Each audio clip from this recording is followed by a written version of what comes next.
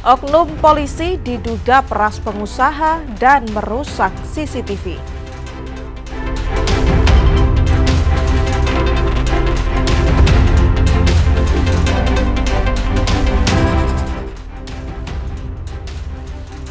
Berusia 1 abad, Masjid Peninggalan Raja Solo berdiri kokoh.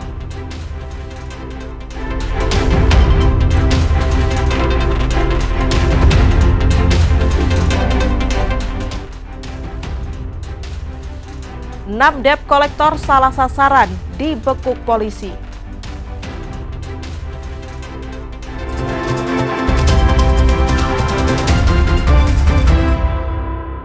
Saudara, apa kabar Anda hari ini? Selain 3 informasi tadi, sejumlah informasi menarik lainnya akan kami hadirkan untuk melengkapi Kompas Sepekan hari ini.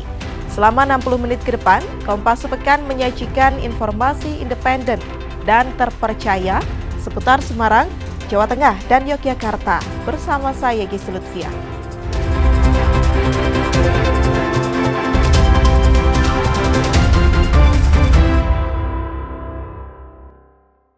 Mengawali Kompas Sepekan hari ini, Saudara, pemerintah Provinsi Jawa Tengah akan memberlakukan pelaksasi atau pemberian diskon pajak kendaraan bermotor sebesar 5% pada April 2026.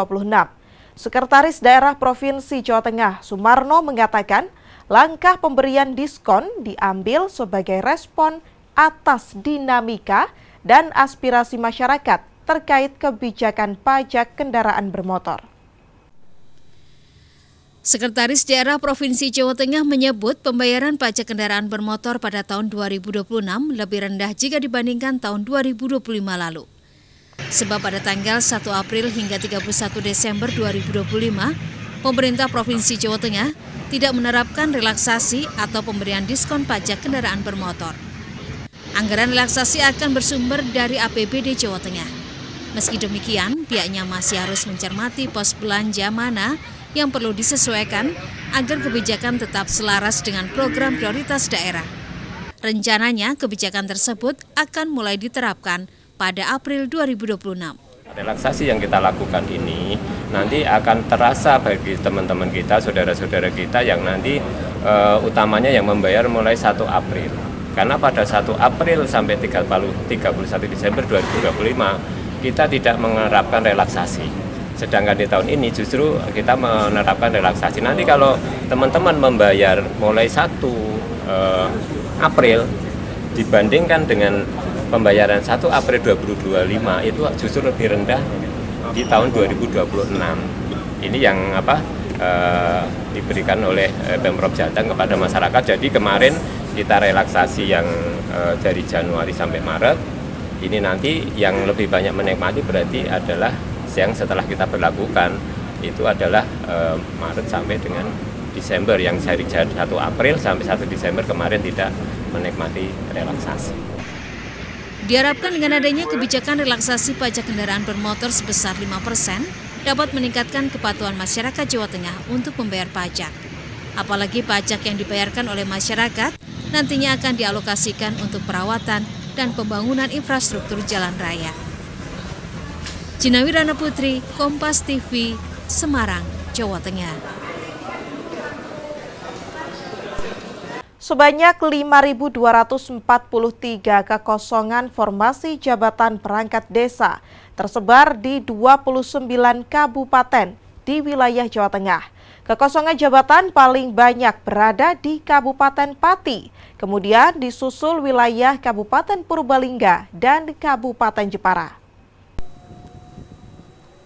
Kekosongan perangkat desa di Jawa Tengah sudah terjadi sejak Januari 2025.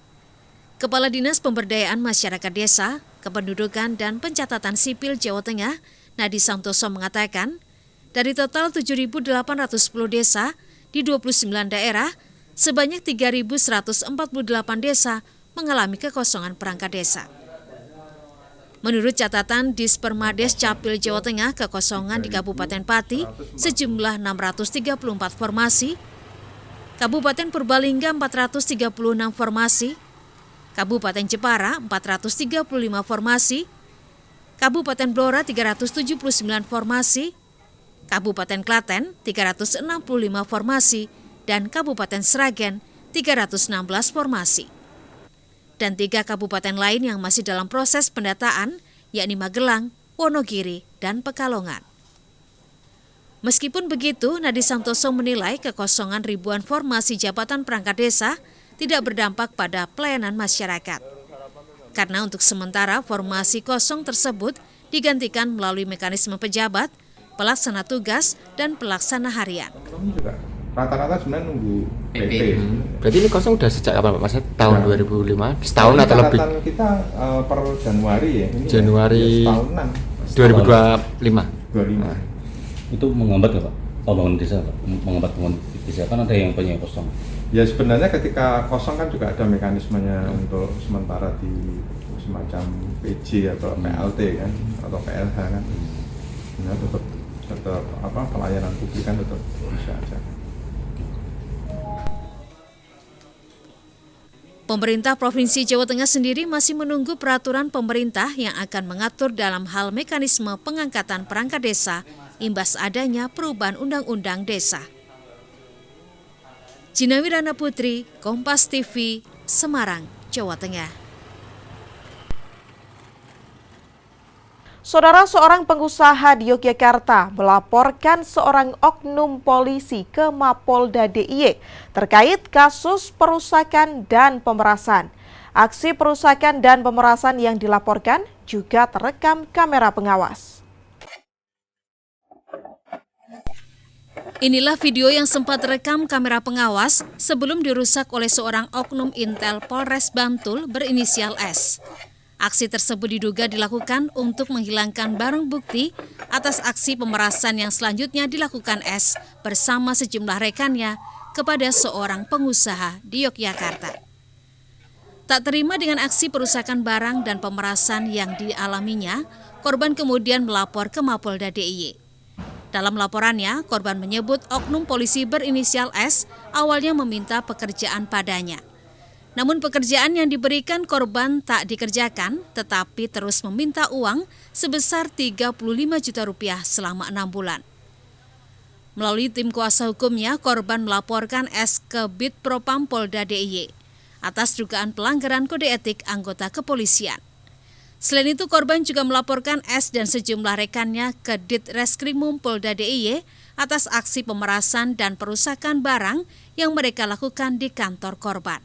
Adalah melaporkan oknum polisi Intel Polres Bantul yang berinisial S terkait masalah pengancaman dan pemerasan. Hal ini laporan tersebut itu yang pertama adalah laporan ke Propam, yang kedua melaporkan tindak pidana. Terkait tindak pidananya yang pertama adalah tentang masalah pemerasannya dan pengancaman yang Suryo CS itu bekerjasama dengan Forum Jihad Islam menduduki kantor klien kami, sehingga terjadilah suatu perusakan dan kemudian merusak CCTV serta pemerasan dengan sejumlah uang. Melalui pesan singkat kepada awak media, Kabitumas Polda DIY Kombes Ihsan membenarkan adanya pelaporan tindak pemerasan dan pengerusakan yang dilakukan oknum polisi berinisial S. Kabitumas mengatakan kasus tersebut masih dalam penyelidikan polisi. Michael Aryawan, Kompas TV, Yogyakarta. Pengurus 13 DPC PSI Semarang kompak mundur. Informasinya sesaat lagi hanya di Kompas Sepekan.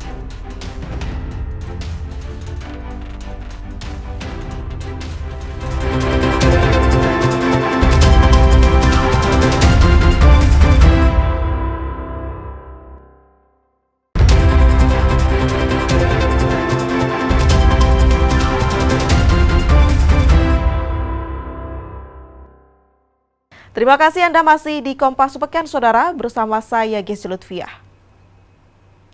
Kecewa pemberhentian Ketua Dewan Pimpinan Daerah Partai PSI Kota Semarang, 13 Dewan Pengurus Partai Solidaritas Indonesia memilih mengundurkan diri dari kepengurusan PSI Kota Semarang.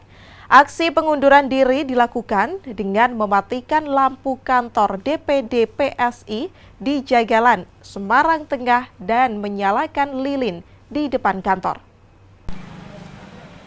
13 Dewan Pimpinan Cabang Partai Solidaritas Indonesia atau PSI Kota Semarang kompak mengundurkan diri dari kepengurusan.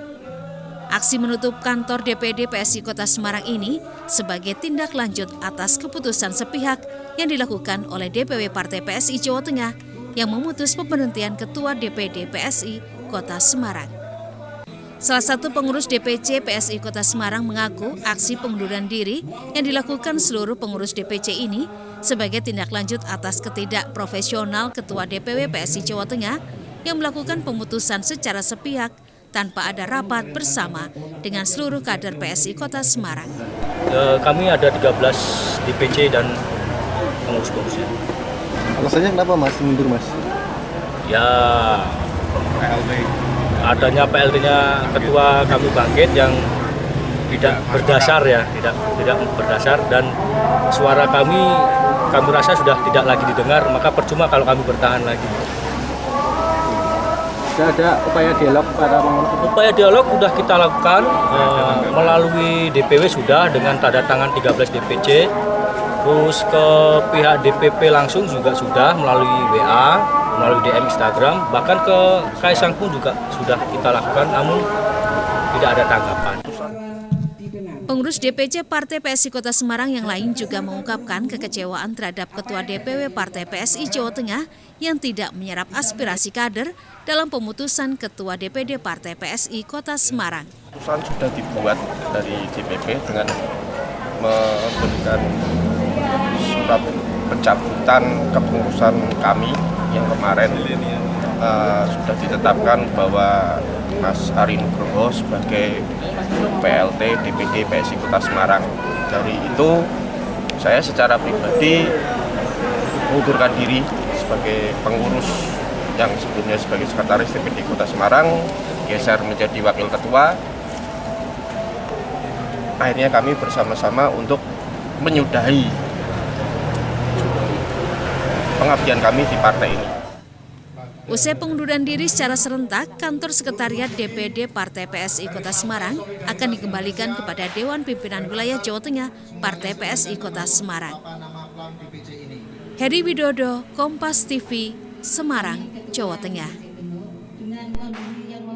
Saudara, sidang gugatan Citizen Lawsuit di Pengadilan Negeri Surakarta, Jawa Tengah kembali bergulir.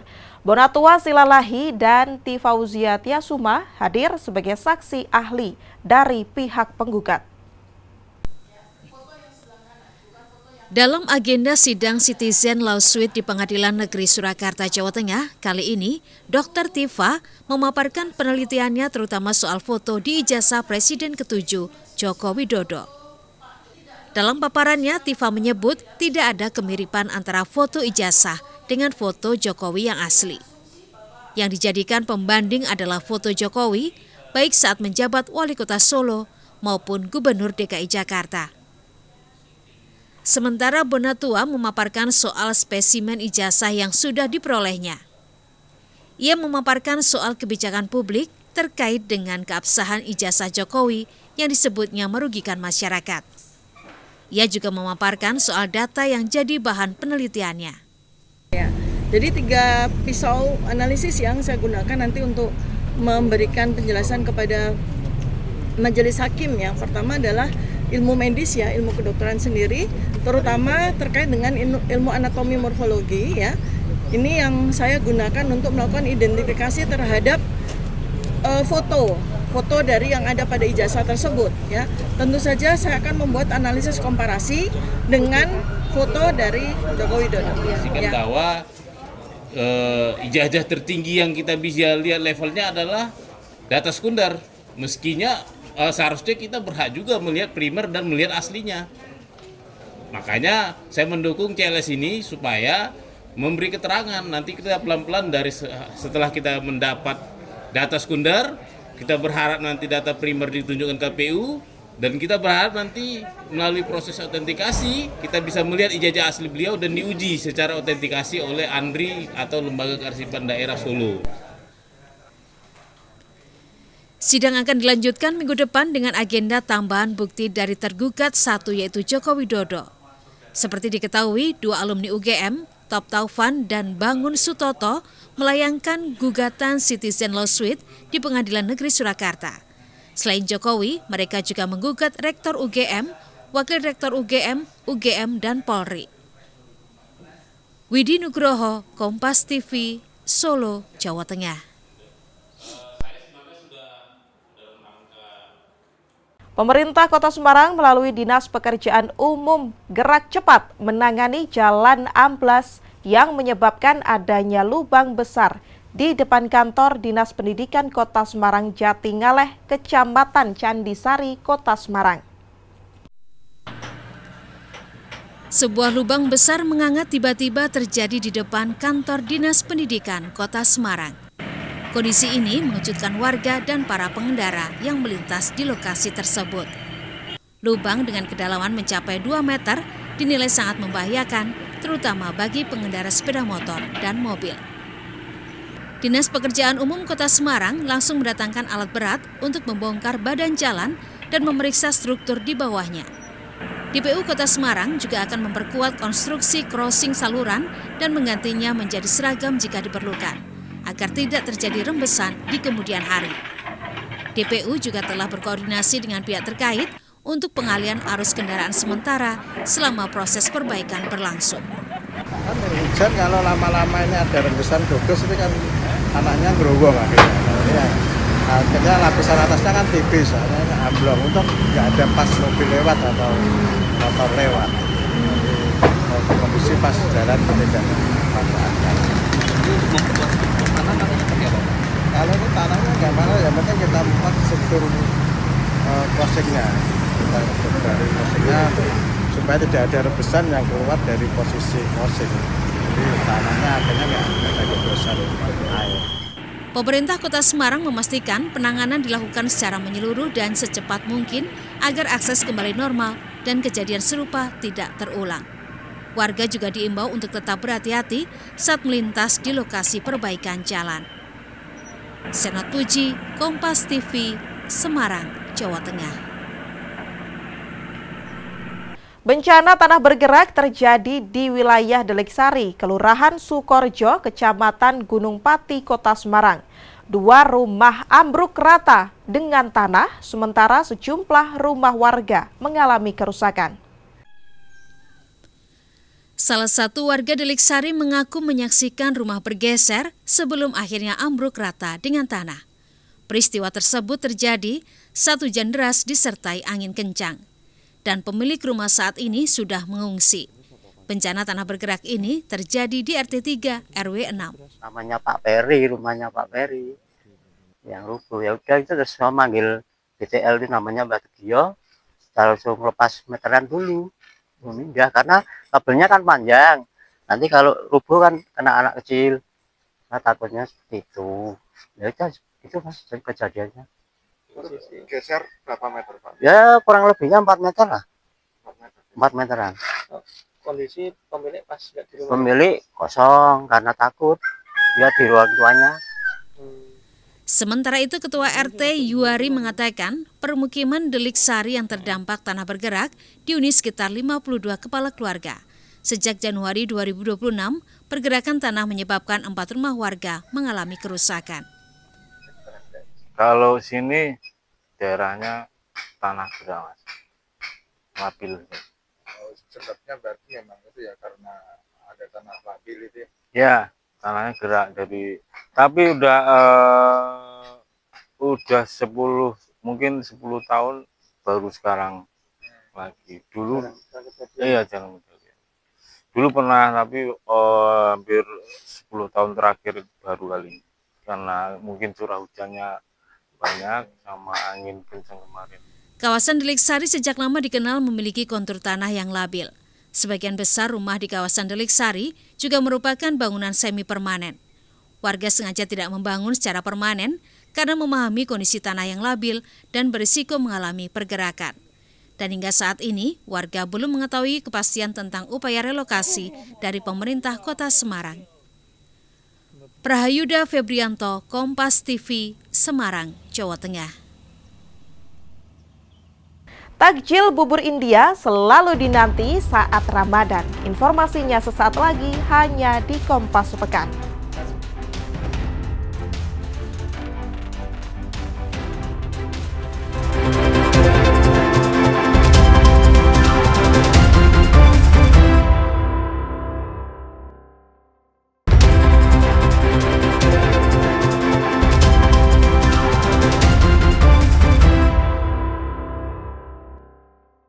Saudara, siapa sangka di tengah aktivitas perdagangan dan deretan toko di kawasan Pecinan, Kota Semarang, berdiri sebuah bangunan masjid yang menjadi simbol toleransi nyata. Anda pun kami ajak untuk menilik seperti apa bangunan Masjid An-Nur yang dulu konon sempat menjadi tempat persembunyian Pangeran Diponegoro, dan berikut liputannya untuk Anda. Halo saudara Kompas TV, saat ini saya berada di salah satu gang kecil di Kompleks Pecinan, Kota Semarang.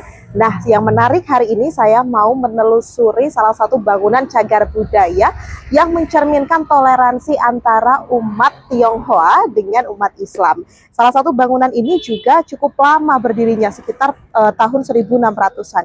Bagaimana keindahan dan juga kemegahan dari bangunan ini? Ayo ikuti saya sekarang. Masjid An-Nur Diponegoro adalah sebuah masjid tua di tengah gang sempit Kompleks Pecinan, Kota Semarang.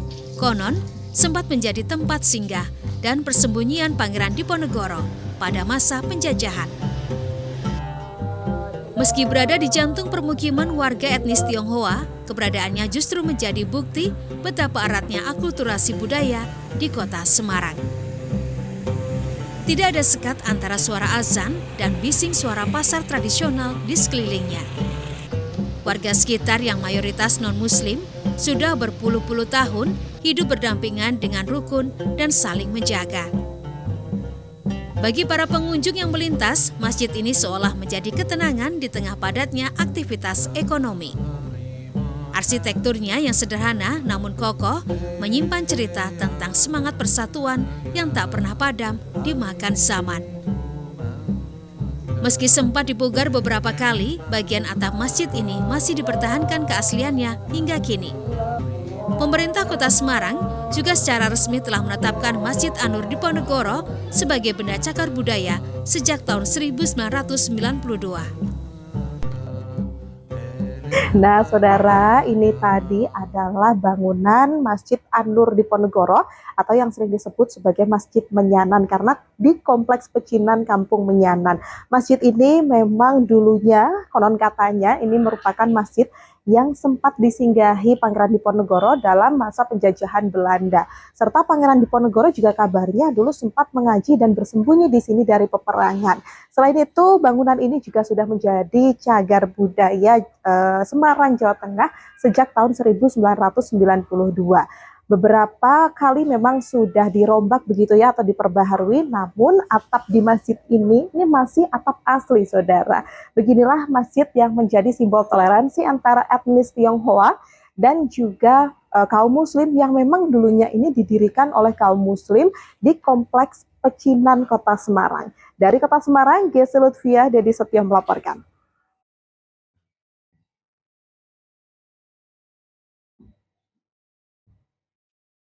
Saudara, Masjid Cipto Mulyo merupakan salah satu masjid tertua di Kabupaten Boyolali, Jawa Tengah, selalu dipadati warga.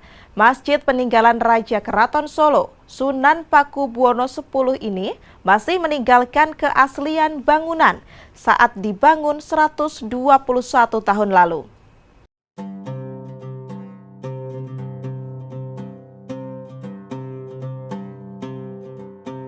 Berada di lingkungan warga yang tenang di Desa Bendan, Kecamatan Banyudono, Kabupaten Boyolali, Jawa Tengah, Masjid Cipto Mulyo kokoh berdiri sebagai tempat ibadah warga sekitar. Masjid yang merupakan salah satu saksi kejayaan Keraton Kasunanan Surakarta saat dipimpin Sunan Pakubuwono X ini masih menunjukkan keaslian bangunan dan isinya saat dibangun 121 tahun yang lalu. Dibangun pada Selasa Pon, 14 Jumadil Akhir 1838 tahun C atau sekitar tahun 1905 Masehi, hingga saat ini struktur bangunan masjid dengan desain Jawa kuno masih terlihat, yaitu berbentuk limasan dan menyerupai pendopo. Pada bagian depan atas pintu masuk juga masih terlihat tanda bertuliskan Pakubuwono X. Masjid ini memiliki 5 pintu utama yang diberi ukir-ukiran yang memiliki simbol 5 rukun Islam dan 5 waktu sholat, yakni subuh, duhur, asar, maghrib, dan isya. Beduk dan kentongan yang merupakan asli peninggalan Sunan Pakubuwono X saat ini masih utuh dan berfungsi dengan baik. Masjid ini juga memiliki keunikan lainnya, yakni arah kiblatnya yang mengarah ke barat daya karena bangunan masjid mengarah ke tenggara.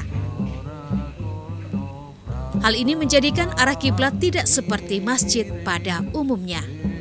Ya mulai dari pembuatan sampai sekarang itu mulya terus Cipta Mulya itu. Supaya jamaah dari Cipta Mulya itu mulya dunya, mulya akhiratnya. Fiddin wa dunya, akhirat itu tetap mulya.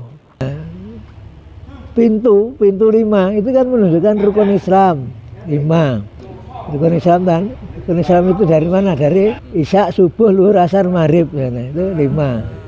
Jangan sampai kita itu setiap harinya lupa. Meski berusia tua, jemaah merasa nyaman saat sholat berjamaah di Masjid Cipto Mulyo.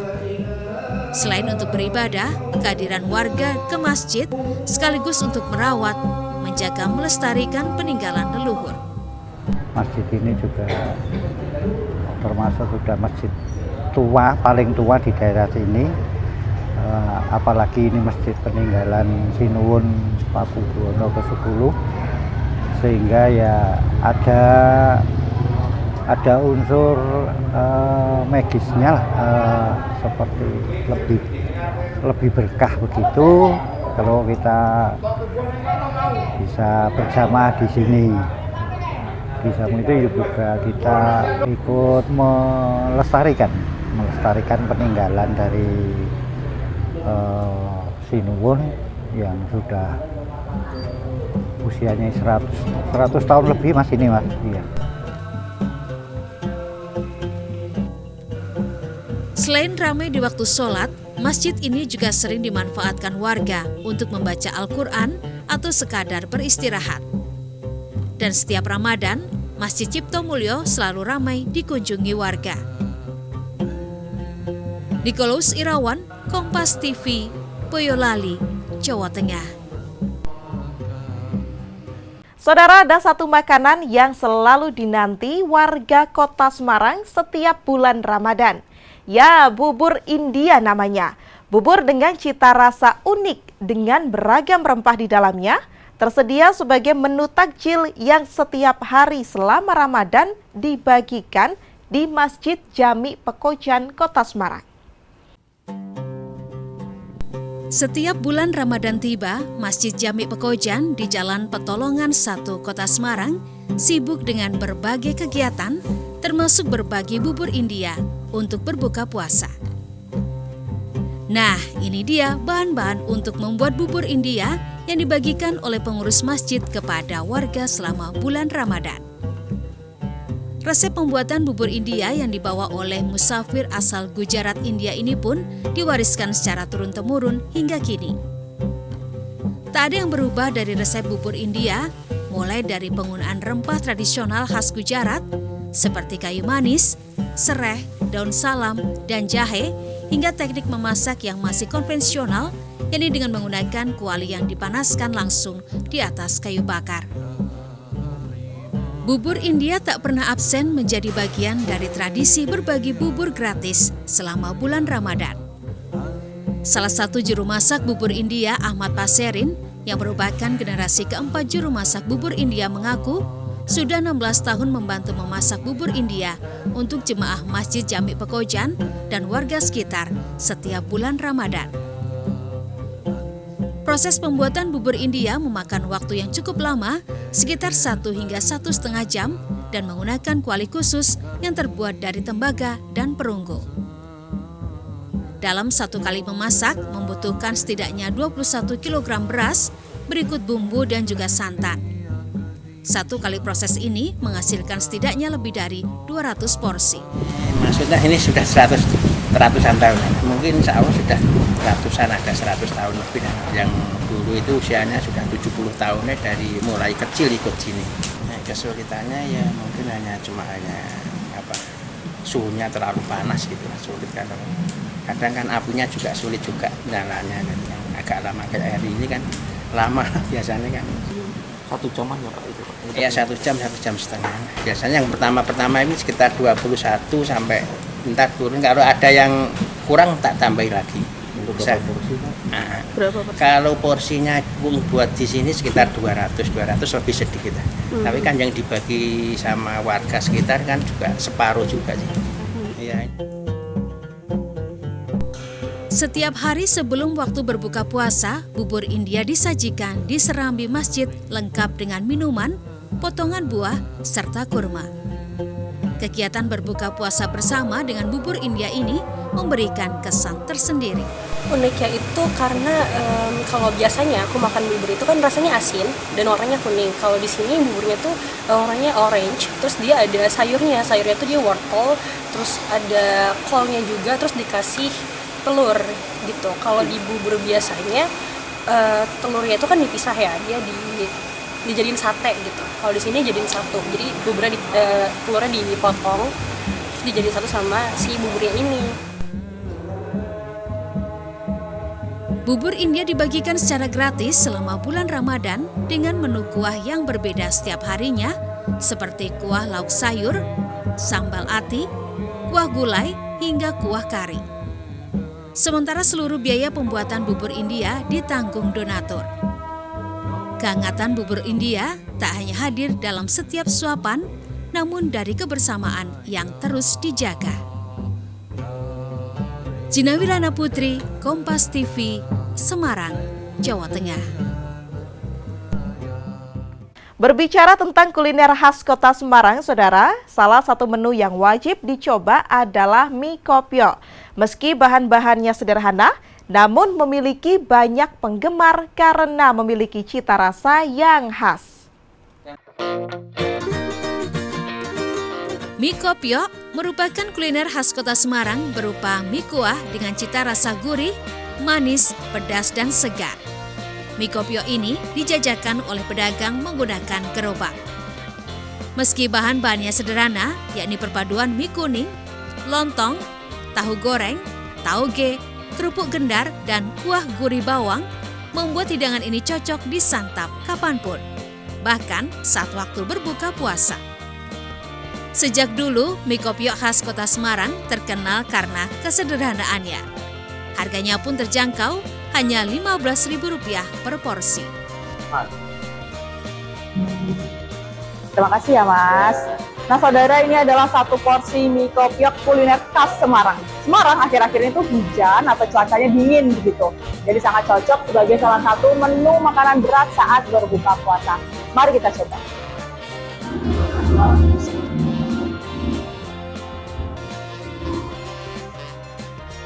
Rasa manis dari kecapnya, lalu juga ada aroma bawang karena tadi terlihat ada diberikan kaldu bawang begitu ya saudara. Cocok banget apabila ditambahin dengan sambal, jadi rasanya ada pedas, manis, cocok dengan hawa Semarang yang akhir ini dingin. Opelia Sana, Dedi Setio, Kompas TV, Semarang, Jawa Tengah.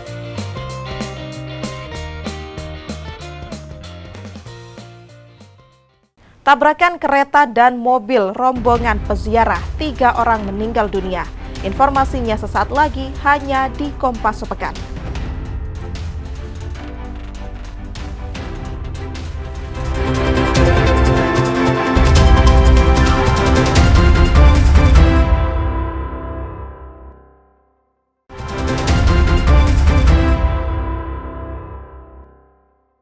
Saudara, Anda masih di Kompas Sepekan bersama saya, Gesi Lutfia. 8 kios Pasar Gata Kecamatan Polu Kulon di Kabupaten Grobogan, Jawa Tengah ludes terbakar. Besarnya api membuat pedagang tidak sempat menyelamatkan barang dagangan mereka. Kebakaran terjadi saat pedagang hendak membuka lapak mereka pada Selasa pagi. Api diduga muncul dari kios es teh yang menyalakan kompor dan terdapat bensin. Api dengan cepat membesar dan merambat ke kios lainnya. Barang dagangan milik sejumlah pedagang tidak bisa diselamatkan. Saya baru buka toko, tiba-tiba api itu dari samping itu ngambar ke belakang. Ke belakang itu terus nyambar semuanya, jadi semua habis. Toko saya juga habis, semua dagangan habis, Pak. Nah, kebakar itu semua. Itu api nyalahnya itu cepet banget. Itu dari kios mana, Bu, api? Kios itu es teh.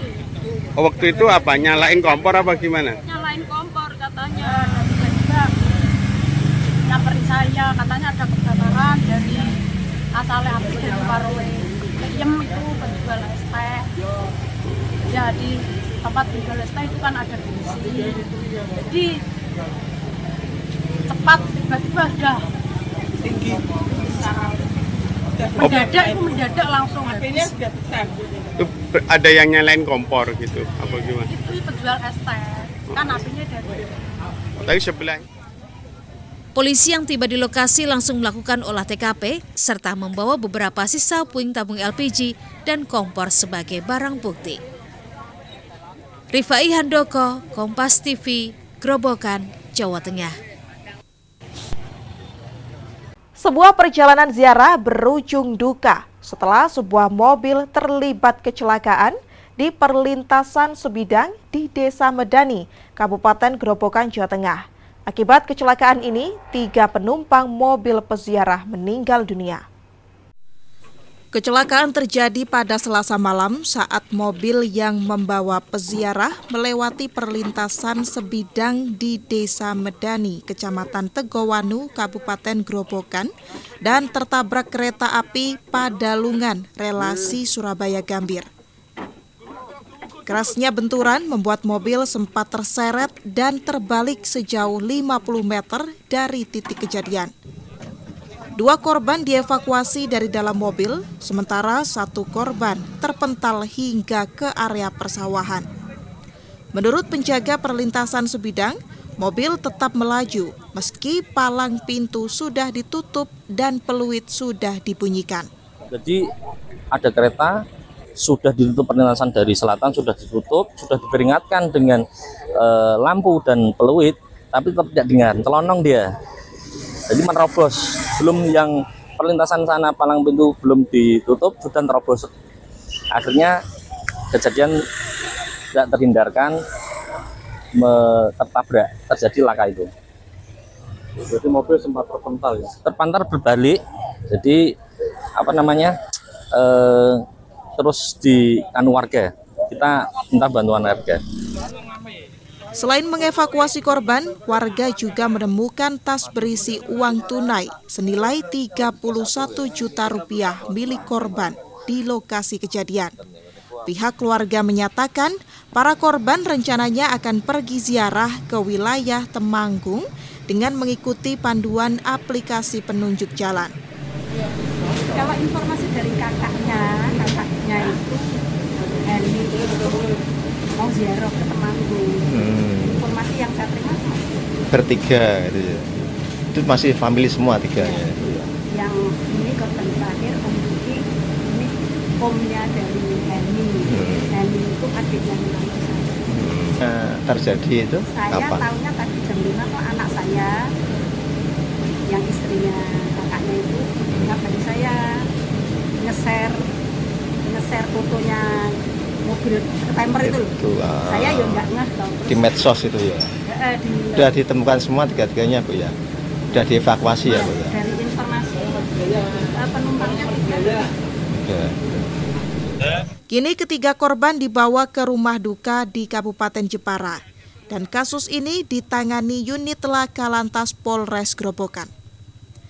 Rifai Handoko, Kompas TV, Grobogan, Jawa Tengah.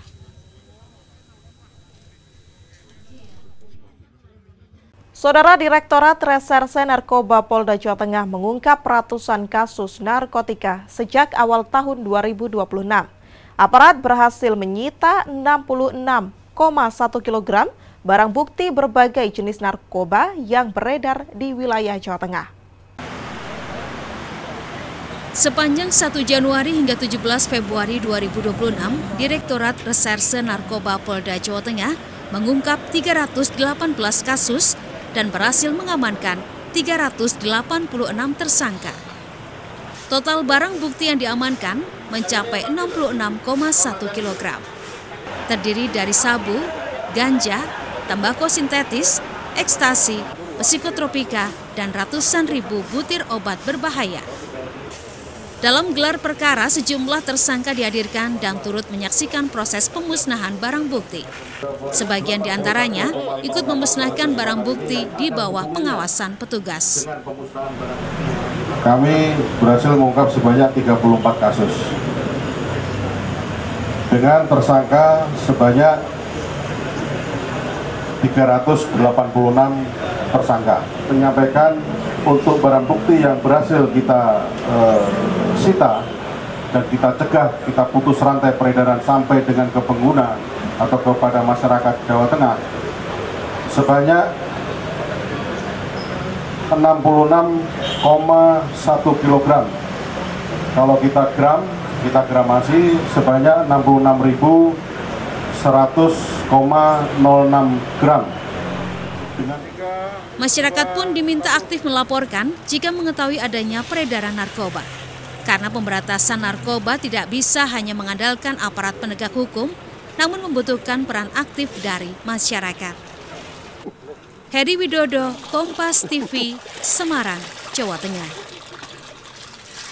Sempat kosong stok LPG 3 kg kini stabil. Informasinya sesaat lagi hanya di Kompas Sepekan.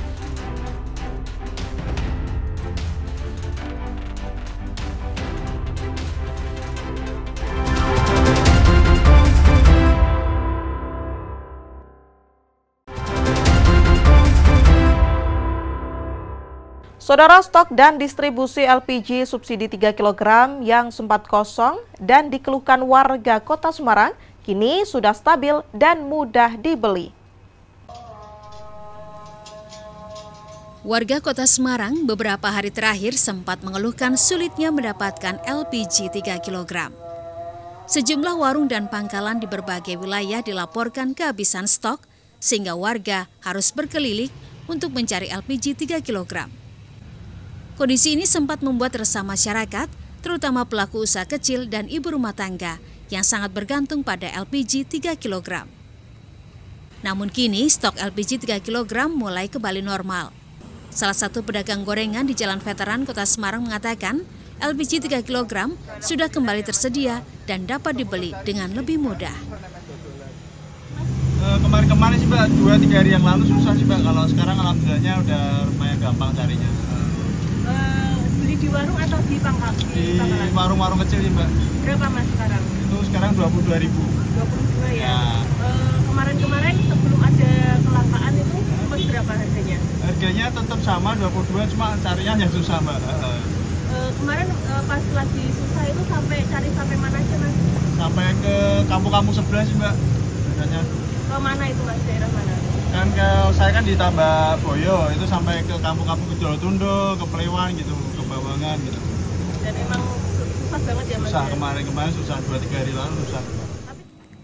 Sementara itu, salah satu pangkalan LPG di Jalan Dewi Sartika, Kota Semarang mengatakan saat bulan Ramadan, permintaan LPG meningkat sehingga stok LPG cepat terjual. Hal ini yang menyebabkan kosongnya stok LPG di pangkalan maupun warung beberapa hari terakhir.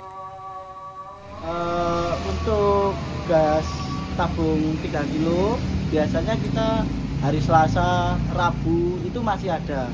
Tapi karena ini kebutuhannya semakin meningkat di rumah tangga terutamanya, itu meningkatnya pembeli dari daerah sekitar sini ke sini lah datang itu. Jadi langsung udah tahu jadwal, langsung datang ke sini, langsung mengantri. Kadang belum datang pun sudah mengantri di sini. Warga berharap stok LPG 3 kg terus stabil sehingga tidak terjadi lagi kelangkaan yang dapat mengganggu aktivitas dan perekonomian masyarakat kecil.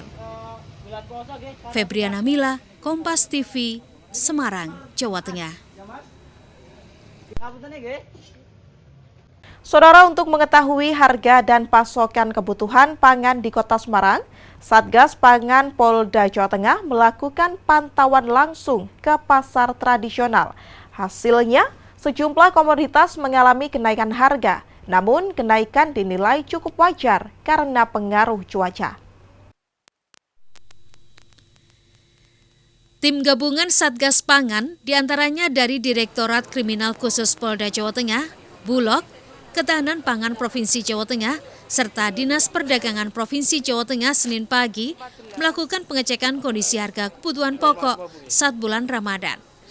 Pantauan lapangan ini dimaksudkan untuk mendeteksi adanya kenaikan harga yang tentunya akan membebani masyarakat. Dari pantauan, harga cabai yang sempat mencapai Rp100.000 per kilogram turun menjadi Rp85.000 per kilogram. Namun sejumlah komoditi sembako lainnya rata-rata mengalami kenaikan di kisaran Rp300 hingga Rp500, diantaranya beras, minyak goreng, gula pasir, dan telur. Minyak naik, gula naik, beras naik. Naiknya berapa, Bu? Naiknya kalau beras rata-rata 300 per kilo. Rp300 per kilo? Iya. Dari harga? Dari harga 13, dari 13.300 dari sana loh. Itu beras naik semua? Naik ya. Minyak juga naik. Dia. Kenaikan harga sejumlah komoditi ini membuat pembeli memilih untuk mengurangi pembelian sembako serta kebutuhan pangan lainnya. Apa-apa mahal, kebutuhan setiap harinya juga apa-apa mahal, jadi ya. Sementara itu, Kepala Satgas Pangan Polda Jawa Tengah mengatakan sejumlah kebutuhan pangan yang mengalami kenaikan dinilai cukup wajar karena pengaruh kondisi cuaca. Namun Kepala Satgas Pangan menegaskan untuk stok barang masih mencukupi di pasar tradisional. Dan beberapa barang memang ada kesulitan karena cuaca, seperti cabai dan bawang merah, bawang putih karena cuaca mungkin masih hujan, jadi ini jadi permasalahan. Tetapi stok ada dan harga tidak terlalu naik. Pantauan harga yang dilakukan oleh tim gabungan Satgas Pangan Polda Jawa Tengah ini sebagai langkah untuk mengantisipasi adanya kelangkaan stok barang serta lonjakan harga yang cukup tinggi.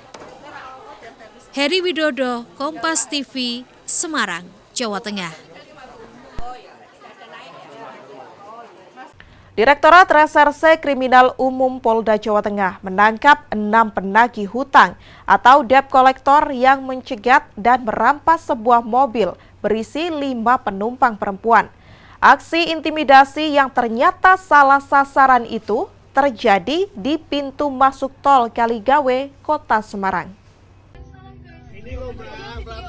6 penagih utang atau debt collector yang melakukan teror dan tindakan intimidatif terhadap seorang penyewa mobil di Kota Semarang, Jawa Tengah ditangkap aparat kepolisian pada Selasa 24 Februari 2026. Dari hasil pemeriksaan, para debt collector tersebut diketahui salah menargetkan kendaraan. Direktur Reserse Kriminal Umum Polda Jawa Tengah Kombes Muhammad Anwar Nasir menegaskan, para debt collector dilarang mengambil kendaraan secara paksa. Ditangkap di mana, Pak? Di pas pintu masuk pintu tol Kaligawe tadi Semarang. Langsung ditangkap? Ya, ditangkap 6 orang. Ya, 6 orang. Ya. Hari itu juga waktu kejadian itu, Pak? Ya. Ya, penangkapannya setelah kemarin kita laksanakan setelah penyelidikan dari laporan itu, dari laporan saudari korban tadi, kemudian kita kembangkan dan berdasarkan hasil video itu yang kita dapatkan, kita sudah menemukan kelompoknya, kemudian kemarin kita amankan. Warga Jawa Tengah atau mungkin dari domisilinya di Jawa Tengah. Ya. Pak, kalau imbauan itu gimana, Pak, untuk para DC? Ya, saya sampaikan bahwa ada putusan MK agar DC tidak boleh melakukan perampasan pengambilan unit di jalan, sehingga apabila melakukan perampasan maka akan dikenakan dapat kami kenakan pasal perampasan atau pencurian dengan kekerasan. Kini para tersangka dijerat dengan pasal 448 KUHP tentang pemaksaan dengan kekerasan, pasal 262 KUHP tentang pengeroyokan, dan pasal 466 KUHP tentang perampasan kemerdekaan seseorang. Atas tindakan kekerasan dan pengancaman tersebut, keenam pelaku menghadapi ancaman hukuman maksimal 5 tahun penjara. Febriana Mila, Kompas TV, Semarang, Jawa Tengah. Saudara, informasi tadi sekaligus mengakhiri Kompas Sepekan hari ini. Saya, Ges Lutfia, mewakili kerabat kerja yang bertugas, mengucapkan terima kasih atas perhatian Anda. Selamat mengikuti acara kami selanjutnya, Kompas TV, independen, terpercaya. Sampai jumpa.